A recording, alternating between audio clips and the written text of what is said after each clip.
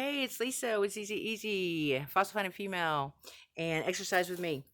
Today's the 27th of January, 2023, and I just did the showing of the tumbled stones because I'm returning that double barrel because it was not, the lid was not staying on tight, the little screw was breaking, so I ordered a different one, so hopefully it'll get here soon, but those stones were, I mean, they're just amazing. So you should go check that one out. I haven't uploaded it yet though, but it will be uploaded with this one.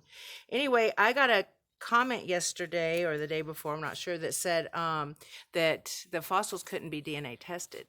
And I was like, I don't know. I really didn't look that up, because Mud Fossil University, Roger there said that he'd had a lung and a finger of a giant tested, and something else, a duck or some other things that he had tested at Helix Lab. So I was like, well, that's kind of weird. I believe that Roger at Fossils is, believing what he's been told, and that I believe he sent them to the lab and so forth and so on. So I wanted to briefly bring up. Well, I looked this up, and I wanted to kind of say what these people are saying. That is on theconversation.com about dinosaurs. Here's a picture. I don't know if you can actually see the picture. Probably not. Maybe you can.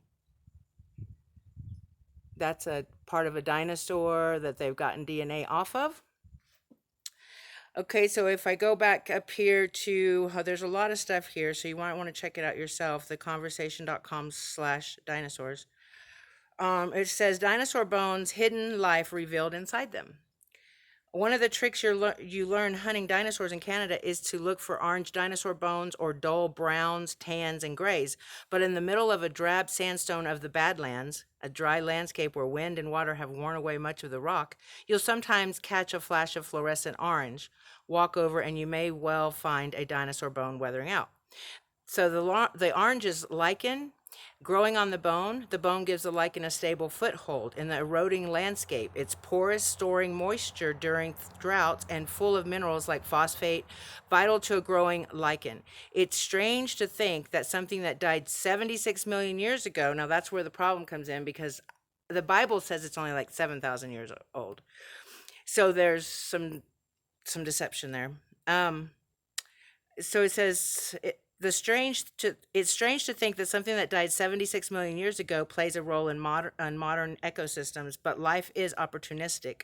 Life exists almost everywhere on Earth. Bacteria thrive in hydrothermal vents, fungi grow inside Chernobyl, nematode worms crawl under Antarctic ice fields, but most remarkably, there is a deep biosphere, a vast subterranean microbial ecosystem starting under our feet and extending into rocks kilometers underground. Why wouldn't life also inhabit buried fossils? So if it does, that creates problems for identifying the original biological material of fossils. That's where our new research, led by colleague Evan Saita of the Field Museum in Chicago, comes in, providing a detailed look at the organic matter found inside dinosaur bones. It is clear that the popular concept of fossilization, where the bone is completely mineralized and replaced with new material, is wrong. Most of the original bone mineral, calcium phosphate, survives. It's the same stuff that was inside a living, breathing dinosaur millions of years ago, which is really only like 7,000 years ago. Remarkably, that's my belief though, my opinion. Remarkably, organic molecules can sometimes persist. Ancient DNA has let us reconstruct genomes of recently extinct species and discover previously unknown species such as our cousins, the Denisovans. Ancient proteins have shown the evolutionary history of the extinct mammal Toxodon. And fossil pigments let us put stripes on dinosaurs and speckles on their eggs. So here, if you can see it, if I get close enough, let's see. I can't really tell if you can see it or not, so I'm sorry if you can. I'll hold it here for a second, but it's showing, because even looking at it, looking this close, it's hard to tell what it is, but this says a biological matter extracted from bones, and then under the microscope, and then bacteria stained with fluorescent dye. So, even more remarkable claims have been announced, including DNA proteins and even cells and blood vessels from dinosaur bones, but these are more than an order of magnitude older than the oldest confirmed DNA and proteins. So they've been disputed. The idea of recovering dinosaur tissues and using dinosaur DNA and proteins to reconstruct evolution is tantalizing. And I don't believe in evolution. I believe in creation. So that's where there's a mix up for my belief anyway. But it's unclear how or if they can survive tens of millions of years. See, that's where the problem comes in. It's not been tens of millions of years. Half of the DNA in a fossil disappears roughly every 500 years, and DNA should become unreadable in 1.5 million years. Proteins are more resilient. The oldest date to 4 million years ago, but the peptide bonds holding a protein's amino acids together also degrade over time. So it's unclear if they could survive in 75 million year old dinosaur fossils. Again, all this stuff is starting to come up after Noah's flood. So they didn't have all this stuff, I believe, to study. And then you put years onto that of actually finding it and people having the resources or the know-withal to test these things, then, so it's just right on time, actually, I think. Meanwhile, living things, bacteria, protists, fungi, plant roots, and nematodes thrive underground. To be sure we have dinosaur tissues, we first need to exclude other, less exciting possibilities like contamination by bacterial biofilms. So then they're talking a little bit about the microbe hunting. You should go there and check it out. It says like amino acids extracted from the fossils showed the unmistakable signature of life. And that's what I've been saying when I look at these structures. There is like, and of course I've been a nurse for many years, but it's like, if you know anything about anatomy, it looks like it used to be something alive. It doesn't look like just a rock that's rolled down and, no, it looks like a fossilized something that was alive. It's crazy to look at the structures, and so it's not, I was looking for heart rocks because I found one when my daughter was little and, just kind of keeping my eyes out for heart rock. And then I started looking at these heart rocks that seemed to be pretty, available everywhere, that they weren't just heart rocks. They look actually like a heart. It's crazy. So it says, signature of life amino acids exist in left and right-handed configurations. Living things make left-handed amino acids, but after death, their structure slowly flips back and forth, creating a mix of left and right-handed molecules. Ancient amino acids show a 1-to-1 ratio, but the bones were dominated by left-handed molecules, showing recent biological activity. And then there's that picture I tried showing you when I first. It's kind of hard to see when I'm outside or whatever. Maybe you can see it now. It's a picture of a dinosaur bone. We also studied the carbon in the bones. Living things take carbon from atmospheric CO2, which contains radioactive carbon-14. And carbon-14 undergoes radioactive decay, with half of its atoms disappearing roughly every 6,000 years. No detectable carbon-14 should survive from 76 million years ago, but the bones were full of it. Either these dinosaurs died a few thousand years ago or they were contaminated by living things, and I believe they died a few thousand years ago. To find out what lived in the bones, we extracted DNA and the related molecule RNA from the fossil. What we found was astonishing. A thriving community of bacteria. The bones had 50 times the bacterial DNA as the surrounding mudstones. They weren't empty tombs, but teeming with a unique microbial community, a microbiome. So these are really cool stuff that they're studying. Bones, unlike rock, have open spaces for marrow, blood vessels, and cells. So that's what I've been showing you. These rocks and stuff, they have, places that you can see where different things were moving in there. They will have a place where it looks like there's been, some movement inside the bone. And that's what they're talking about. So it says, bones, unlike rock, have been spaces for marrow, blood vessels, and cells, which now create space for microbes and carry water and nutrients. Bone also contains phosphorus needed to make DNA and cell membranes. Moreover, organic tissues and vessel-like structures extracted from the bones, similar to those identified elsewhere as dinosaur tissues, glow like a Christmas tree when stained with a fluorescent dye that binds to DNA. So there's something, if we can get our hands on the fluorescent dye to see if it shows the DNA in these stones. That would be a great thing. The abundant DNA suggests these organics are made by bacteria, not dinosaurs. And so it says looking for fossil organics is a bit like looking for a needle in a haystack. We haven't argued that needles don't exist, but we've provided a better idea of how to tell needles from the straw. And although we didn't find dinosaur proteins, we found something equally remarkable, life inside that dinosaur. When our Centrosaurus died, its body fed other living things, tyrannosaurs, flies, beetles, and bacteria and fungi. But the process continued long after death. Microbes would have lived in its bones after they were buried under a crustaceous floodplain.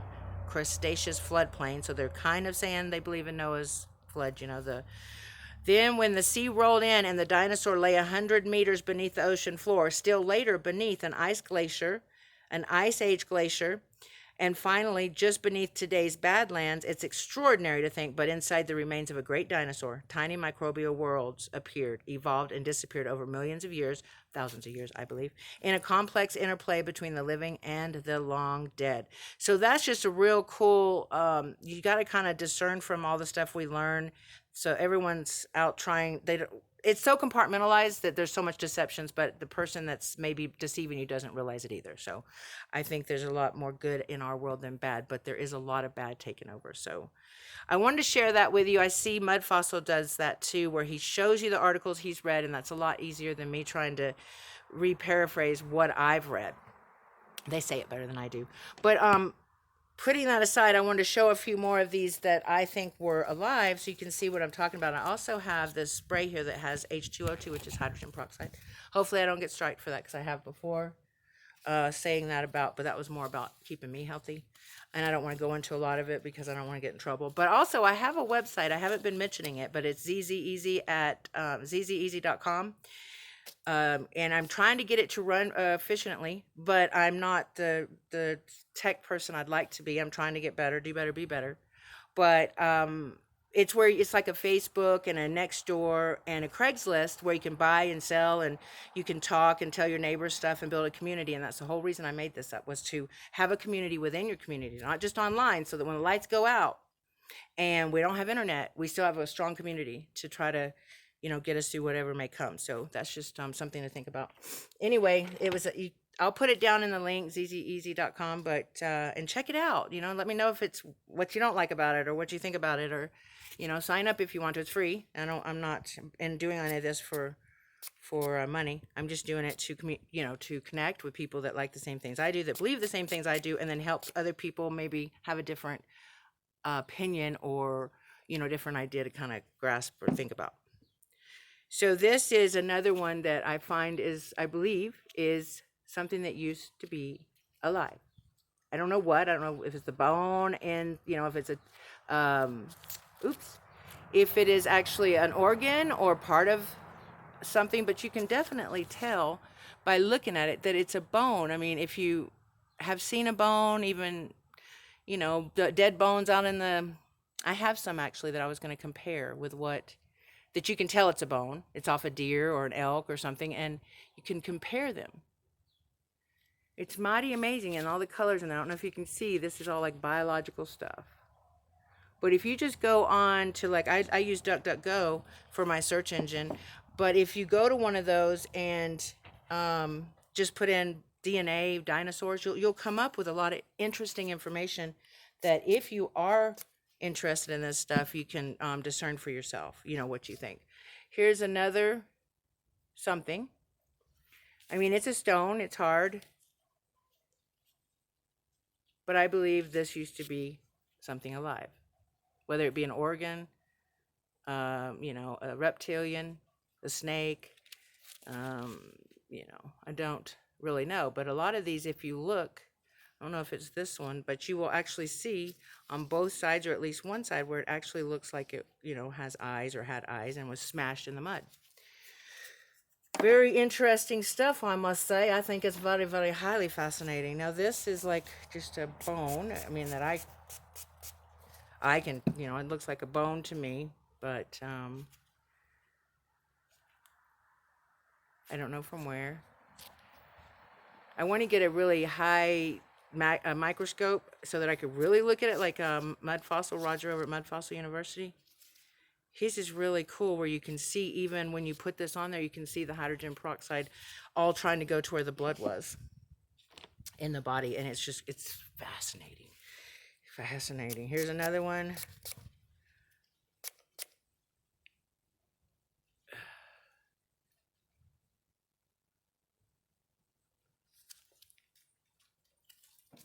So this looks too much like something, if you were to study some anatomy or look at some anatomy pictures, the structure, the biological structure of these look like to me like they used to be alive. And that's making me very curious about, just like this one I showed.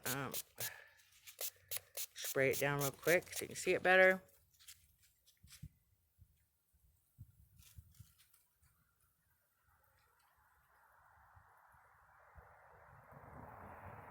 So it looks like it used to be something alive. I mean, don't you think?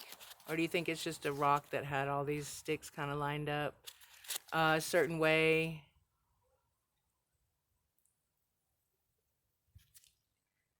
I would like your opinion as well. But I mean, I can see the reaction, but you probably won't be able to. And if you go to Roger Mudfossil University, he has a microscope. He puts it right on this rock stone, and he shows you how there's actually activity moving that. There's actually a process it's going through. Oh, I've already been past my 15 minutes. I talked too much. I'm sorry.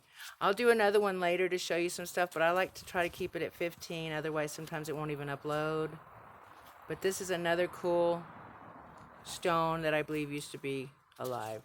There's a hole in the back, or where something would have been in here. So anyway, I hope you guys have a wonderful rest of your day. I'll see you next time. God bless you all, and have a blessed, wonderful day. It's beautiful here in New Mexico.